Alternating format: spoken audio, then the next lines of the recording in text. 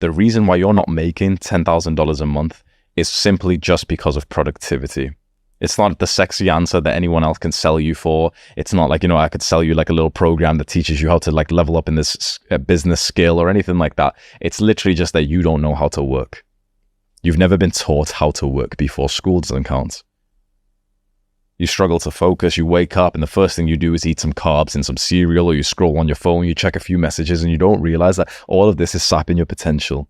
Because to get to $10,000 a month, even though $10,000 a month is a very high number for 99% of the world, the truth is for business, that's actually like quite a low level. To get to $10,000 a month, you don't even need to be good at business. You don't even need to be a good entrepreneur. You don't even need to have a good product. You can have a shit product and make 10K a month, but you just need to know how to get the product released. And the reason why you don't have a product right now that's selling, or a way to get leads, is just because you lack the work rate. It's just poor work rate. So I want to give you one tip right now, which will be the single greatest improvement to your productivity so far.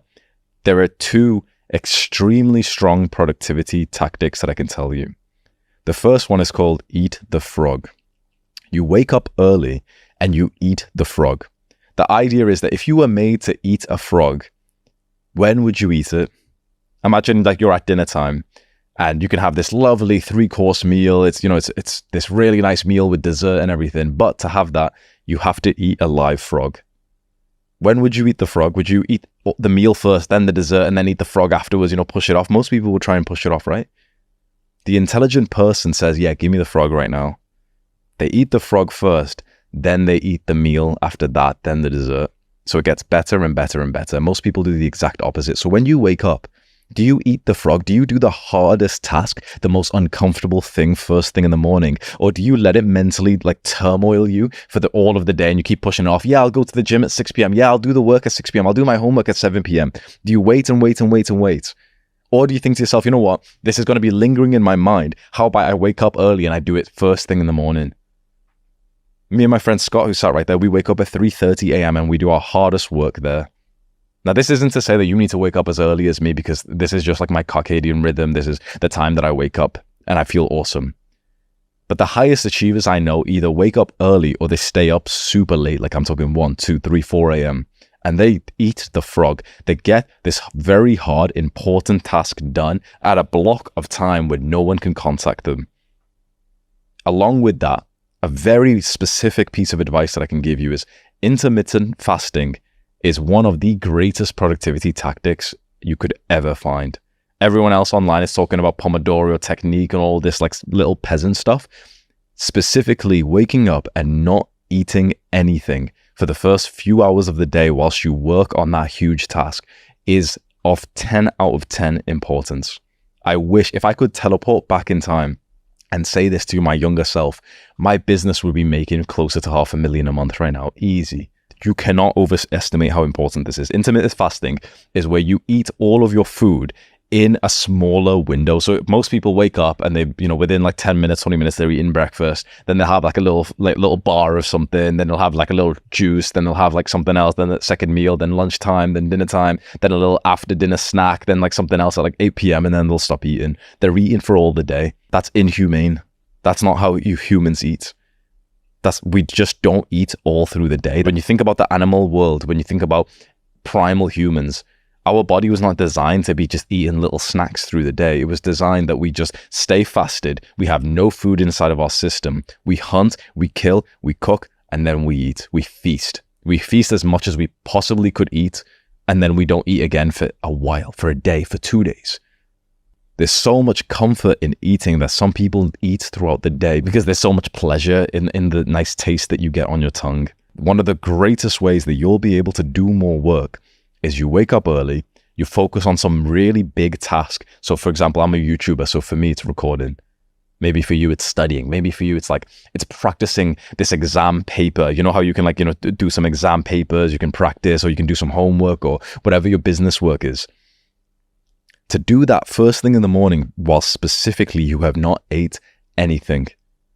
Because the amount of distraction that comes when your body is digesting food is immense, that so many people don't even realize what they're capable of. If you felt slightly mentally disabled your entire life, like a lot of people are fully have mental disabilities without realizing it. Like you've got symptoms of ADHD. Your mind wanders when you're trying to read, right? So you're trying to read a sentence and your mind goes away. You know this, right? And you have to reread the same sentence again. Or sometimes your mother's talking to you and it's like you're thinking about something else.